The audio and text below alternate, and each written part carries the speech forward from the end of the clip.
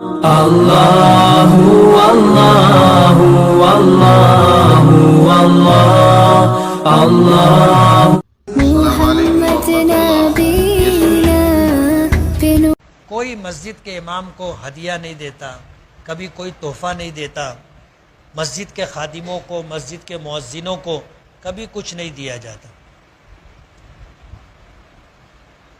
بہت دکھ کی بات ہے۔ گاؤں کے امام لوگ کے پاس گاڑی ہے، آپ کیا چاہتے ہو کہ وہ گدھے پر آیا کریں؟ ظاہر بات ہے ان کی ضرورت ہے، اپنی ضرورت کا انتظام وہ کرتے ہیں۔ سوال یہ ہے کہ آپ ان کو کیا دیتے؟ آپ کسی امام کی کبھی مدد کرتے ہیں؟ سوال تو آدمی کرتا ہے۔ میں جب امامت شروع کیا تو سائیکل پہ آتا تھا، اور میری سائیکل کی جو رنگ تھی وہ اڑی اور کھڑی دونوں طریقے سے آؤٹ تھی، یعنی سائیکل ایسے چلتی تھی۔ میں چلایا ہوں وہ سائیکل۔ تو مالیگاؤں میں ایسے لوگ بھی ہیں جو اس وقت میری سائیکل کا مذاق اڑاتے تھے۔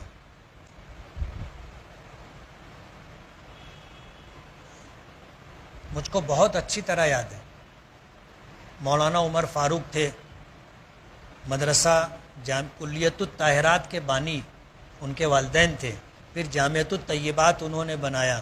انہوں نے ہونڈا لی تھی، مالیگاؤں کے لوگ ان کے پیچھے پڑ گئے تھے۔ امام ہے اور ہونڈا چلا رہا ہے۔ میں سب سے پہلے پھر 50 لیا، تو ہمارے مدرسے کے ذمہ داروں میں سے کچھ ذمہ دار کہنے لگے آپس میں، بولے 50 پہ آوت۔ میں سن لیا تو میں رک گیا، رک کر کے ان کو میں نے وہی جملہ کہا جو ان سے کہا کہ تم کیا چاہتے ہو کہ ہم لوگ گدھے پر آیا جایا کریں؟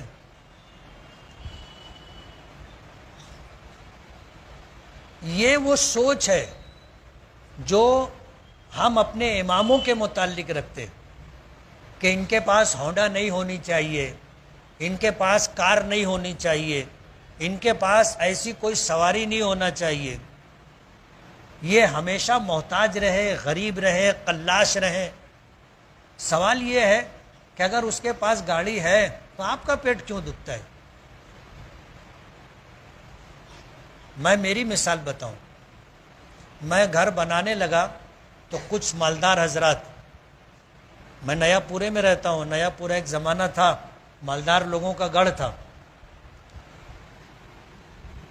2 لوگ آئے ساتھ میں، آ کر کے پوچھنے لگے، بولے گھرا بنوا رہے ہو؟ بولا ہاں۔ بولے ایک بات پوچھو؟ میں نے پوچھو۔ بولے پیسوا کہاں سے لاؤ؟ تو ان سے میں نے کہا کہ حاجی صاحب، میں نہ دن میں مسجد میں امامت کرتا ہوں، مدرسے میں پڑھاتا ہوں، اور رات میں ڈاکہ ڈالتا ہوں۔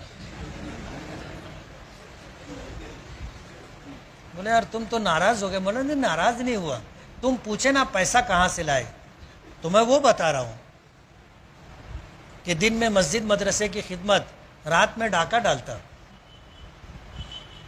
سٹ پٹا گئے دونوں۔ اس کے بعد پھر رکھنا تھا تو میں رکھ بھی دیا۔ منو آ کر کے تو پوچھے پڑوس میں رہتے ہو کبھی مدد کیے؟ ہم نے تو کبھی نہیں پوچھا کہ یار تم کہاں سے پیسہ لائے، اور تم ہم سے آگے پوچھتے ہو کہ کہاں سے پیسہ لائے؟ تم کو پوچھنے کا حق کس نے دیا؟ یہ ہماری سوچ ہے۔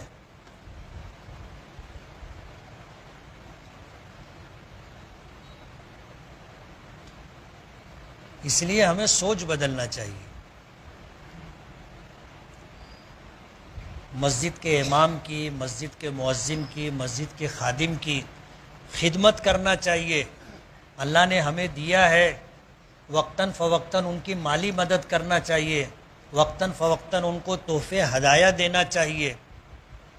میں ایک واقعہ بار بار سنایا، پھر سناؤں گا۔ ایک صاحب میرے دوستوں میں سے کہنے لگے، تم کو تو بہت ہدیہ ملتا ہوگا۔ تو میں ان کو بول دیا, میں نے کہا تم کتنے دن سے مجھ کو جانتے, بہت زمانے سے تم میرے ساتھ رہتے, کبھی تم نے دیا کچھ؟ آدمی خاموش ہو گیا, اس لیے کہ کبھی کچھ دیا ہی نہیں تھا نا.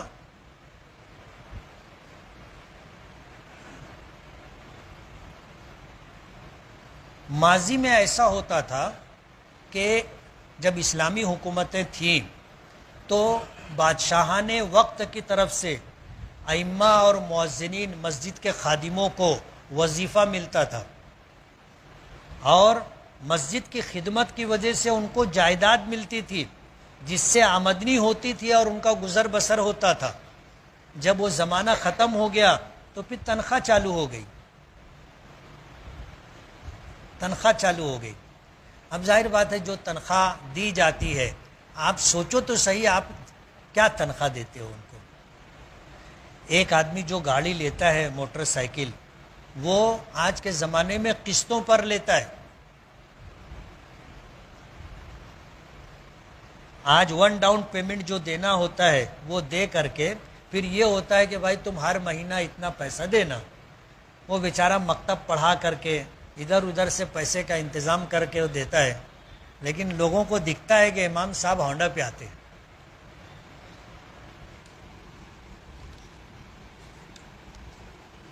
امام کو تنخواہ اتنی دینی چاہیے کہ تنخواہ, فارسی کا لفظ ہے, تن کے معنی بدن اور خواہ کے معنی ضرورت کی تکمیل, اس کو اتنی تنخواہ دینا چاہیے کہ اس کے بیوی بچوں کا گزارا درمیانی درجے میں ہو جائے, اس کو تنخواہ کہتے ہیں.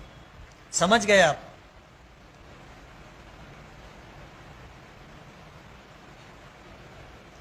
امام کو نکاح پڑھانے کی کتنی اجرت دینا چاہیے؟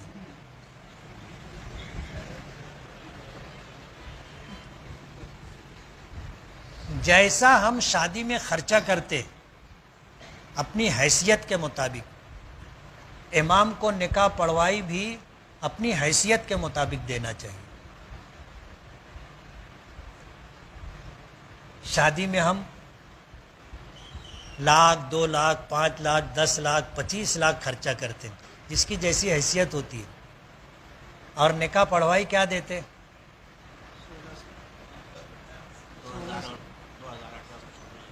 ابھی کہیں 1400 دیتے, کہیں 1600 دیتے, کہیں 2000 دیتے, اور وہ بھی بہت بار بار پوچھتے 200 زیادہ کہاں ہیں؟ ہم لوگ کے محلے میں 1400 ہے, تم 1600 کہاں لے رہے ہو؟ مجھ سے میں نکاح پڑھایا, میں نکاح پڑھوائی نہیں لیتا الحمدللہ, لیکن اگر کسی نے پوچھ لیا تو 5000 سے کم نہیں لیتا. بولتے نا پوچھو تو پوچھائی لگتی ہے. کسی نے اگر مجھ سے پوچھا مفتی صاحب نکاح پڑھوائے, مطلب 5000, وہ ادھر ادھر دیکھنے لگتے نا. اس لیے کہ یہ پنچ حضرات ہوتے ہیں جو سرداری کرتے ہیں, ان کو تو وہاں سے اتنا ہی ملا نا, جیسے 2000 روپیہ, تو ان کو 2000 ملتا, تو وہ بولتے موقع 2000 ملے, مطلب پھر پوچھو کہاں ہے تم؟ 2000 ملا, 2000 چپکے سے دے دینے کا, آپ پوچھے نا 5000 لگے گا.